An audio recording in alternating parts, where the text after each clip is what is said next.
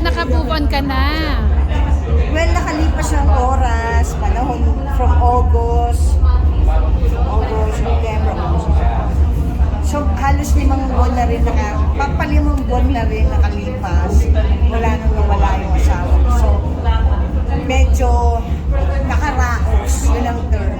Pero sa tingin ko, hindi na nawawala.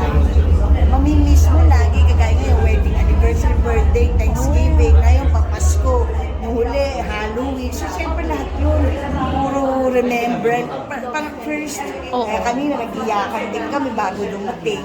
Siyempre, namimiss ni Athena yung tatay niya. Sunday. Hinahanap niya pa. Oo, family day. Siyempre. What if mama, So, kaya yun ang wino-worry ko siya. Ay ate, pero naano mo siya? Nag-counseling ba? Kinounseling mo siya? magka-counseling kami. Pero sa ngayon kasi, nag-settle muna ako sa Pilipinas. With my family, with my friends. Eh, teka pa, paano yung mga naiwan niyo doon? Naayos na ba?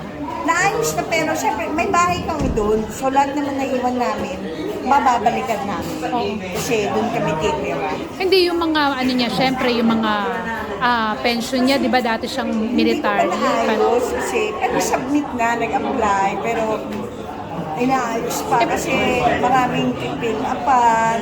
Wala ako doon. Pero sa nanggagaling pitch, wag ko kung aware ka na, sa nanggagaling yung chismis na parang sinasabing wala ka raw karapatan, tinatanggalan ka ng karapatan dun sa mga dapat mong matanggap. Hindi. Wala na po akong magagawa sa opinion ng ibang tao. Pero, bakit mawawalan ng Oo karapatan nga. ni anak ko? Kasal kami. Oo. Tsaka kung nag-away kami, isang beses lang yun. Hindi naman, alam mo yun, sa isang beses, sa isang buhay ng mag-asawa, nag-away kayo, ibig sabihin, tapos na. Hiwalay na.